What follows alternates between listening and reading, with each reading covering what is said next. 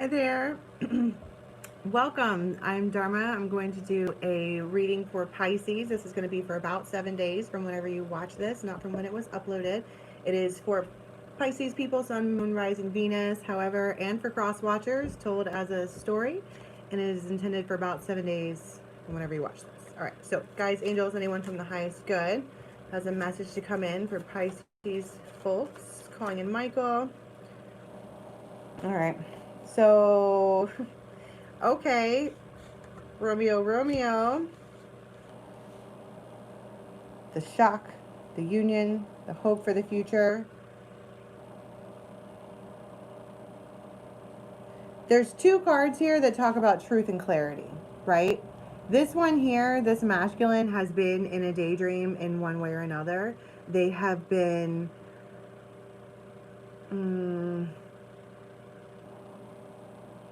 It's like a pause. I mean, I call this my Edward Cullen card because he is a romantic, yes, but he's a stone man.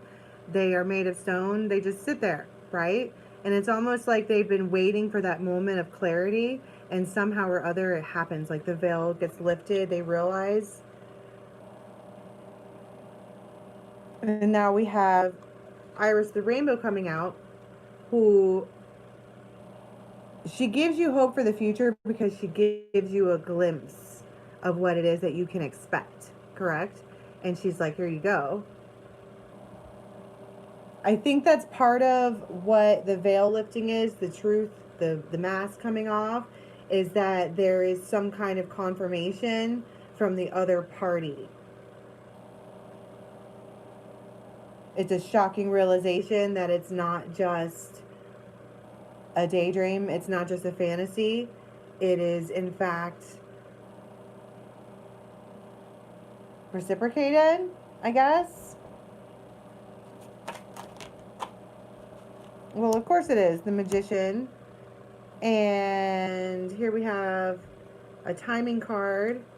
It's the Sun. Oh.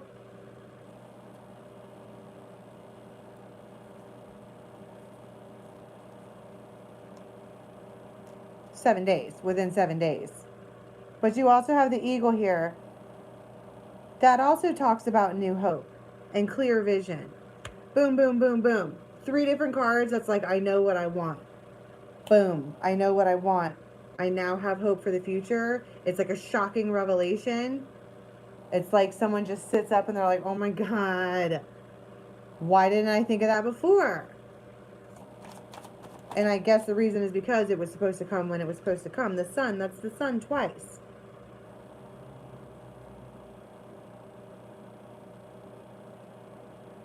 It's been revealed. The truth has been revealed. The direction, what to do next. Magnet. See, that's what I'm talking about. This particular poet, right? He does this longing. He's yearning. But what's happening when he's daydreaming or whatever, having all these thoughts, he's manifesting. He's putting it out there and he's manifesting it to bring it to him. Don't both of these look like magnets, right? This is what it looked like before, and then once they get close to each other, right? So he's pushing them. The Magician is pushing them like this, and then they get together and they swirl up together and light like that.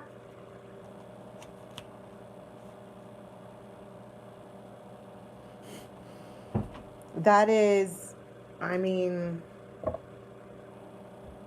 it's a yearning that is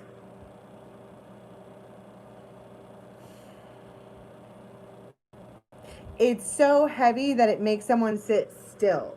That's my point. It's like it's weighing so heavy on them that they feel like stone. They feel like they can't do anything. Why is it like this? Why do I feel like that? Why is it so heavy? Why? And then boom. This is why. And they're like, oh my God. Can we talk about this shock here, this tower moment? The star. See? The star is illumination.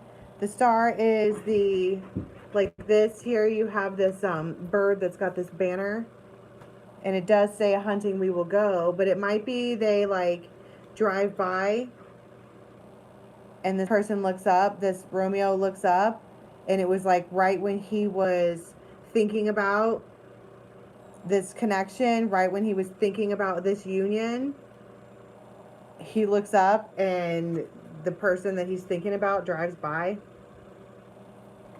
And he's like, that's the confirmation I needed. Right there it is. That's all I needed. Boom. That's like Iris the Rainbow, like, here, see? And he's like, that's all I needed. That's all whoa. Ace of Rods. Absolutely Ace of Rods. Oh my goodness. Ace of Rods is, again, look at, there's only one eye in both of these, right? Okay. There is, hold on, my little one's down here. It may potentially get loud. Go upstairs, buddy, or go play. How about you guys go outside? Yeah. That sounds like fun. Go jump on the trampoline. Sorry. I'm on live right now. Yeah, let's go do that. Okay, I'm sorry. So look, there's only one eye on both of these. They're like, I think it might be this other person too that is shocked by this because I said it was reciprocated. It is a very, very,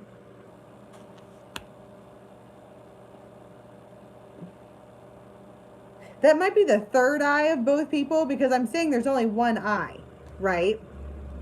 There's one eye there. Oh my God, I can't believe it. And there's one eye here. Oh my God, I can't believe it. Third eye. They've both been thinking about each other so much to where they drew each other to each other. Whatever.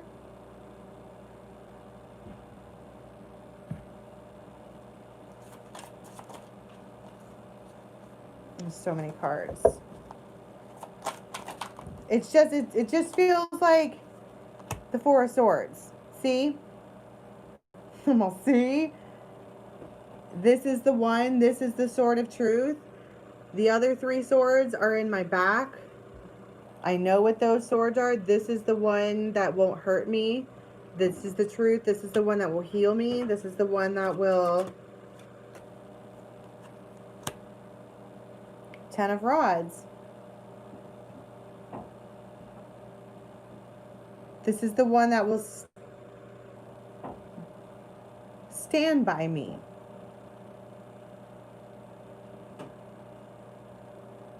I don't know why that's important, but it feels important that they will stand by you. We all know what song I'm getting ready to sing. So let's talk about this drive-by moment, and then, because there's clearly some kind of action taken here. Because first we have a realization. And I feel like the realization comes because it's uncanny. It's like this person is maybe a little spiritual, maybe a little wizard, little warlock in him, you know what I'm saying? And the fact that this happened, and this happened, and this happened, it was like some kind of spiritual, you know, those moments where you're like, wow. And it happens just like that. It's like it's when they look up. This is the one that I want to give to. The King of Rods takes the action. There's one rod. The Queen of Cups receives. Right? It does feel divinely guided. It's one of those things where if this is the person who's driving by, right, on their way to get in the car, they would have lost their keys first, then got in the car, and then forgot something, had to go back inside, and did all these things to and then maybe the car wouldn't start, and you had to sit there for a minute. It happens on both sides. Like a lot of things happen in a row to make it to where this timing would have happened just like that.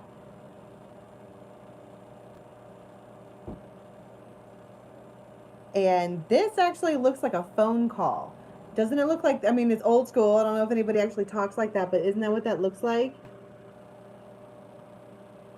Two people with something on their ear. They might actually just call.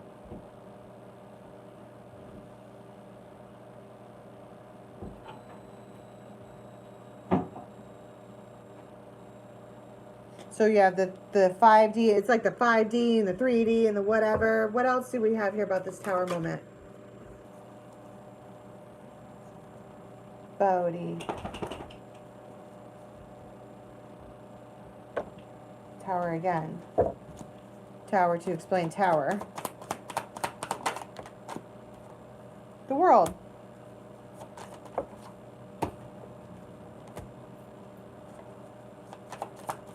Ten of Swords. The Hierophant. Justice.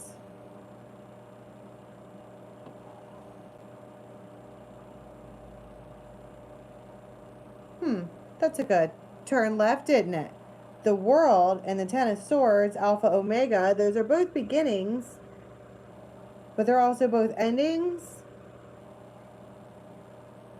You know, I don't see a death card here, but I do see 2 tens, so that's completion. And it might be that all of the thoughts and all of the burden and all of the consideration about whatever this is has ended, because now we're entering this place. Because these are both contracts, the Hierophant and Justice.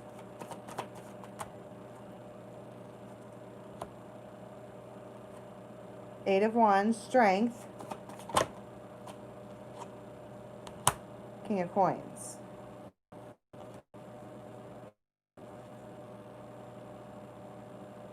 There might be a mutual person that keeps bringing you two together in one way or another, because they've got it like this, right? They might even be the magician that's orchestrating this and they don't even realize it, right? They're the ones that are the magician for this relationship and they have no idea. What's the Hierophant and the Justice over here? Six of Wands. And the Empress and the King of Cups. You see what I'm saying?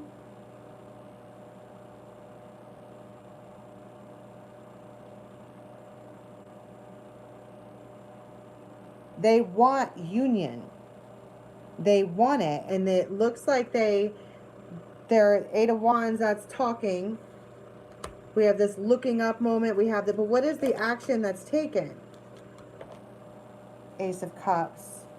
Seven of Coins. What action is taken here? Communication.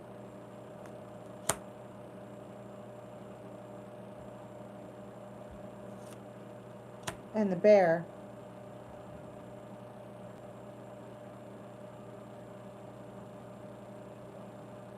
You know how I said there might be one other person that's involved that is the glue that keeps bringing you guys together? This person might be a little, I don't know. They might just stand up to this other person, right? Like the Bear. And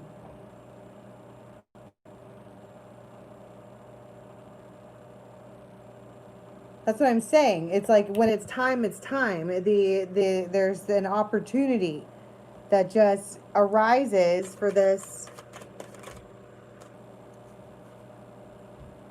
Yeah. Victory. Like they're gonna, and then you have the albatross with that.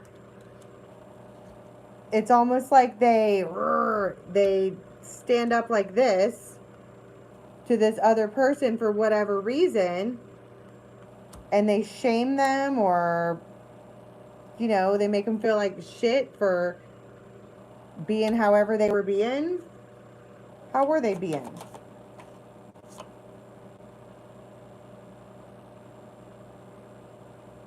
A cranky old man or a cranky old woman.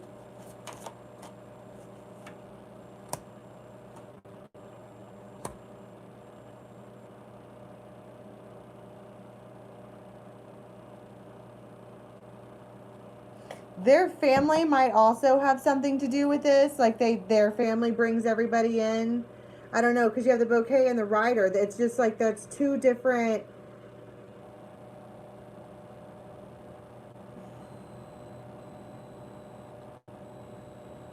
All of a sudden, there's all this communication, and I think what it is that this one here wants to reconcile or be with this one. But the King of Rods has already decided that that's how it's going to be.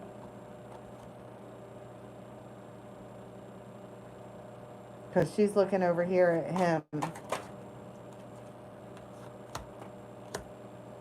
I just want to be like, every single thing happens like boom, boom, boom, boom, boom, right exactly when it should.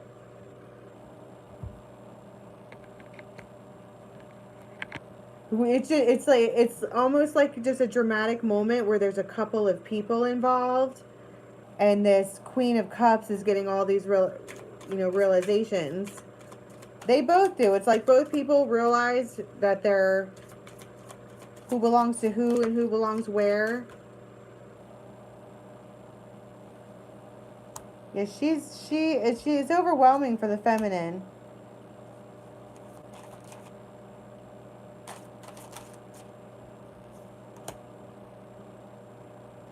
When this guy, the stone man, the Romeo, when he's working, all he can do is sit there and think about. This is not impulsive. This is not something that's, it's just, it happens when it happens, but it happens because it was supposed to happen right then. Like right when the energy let up, because he was done thinking.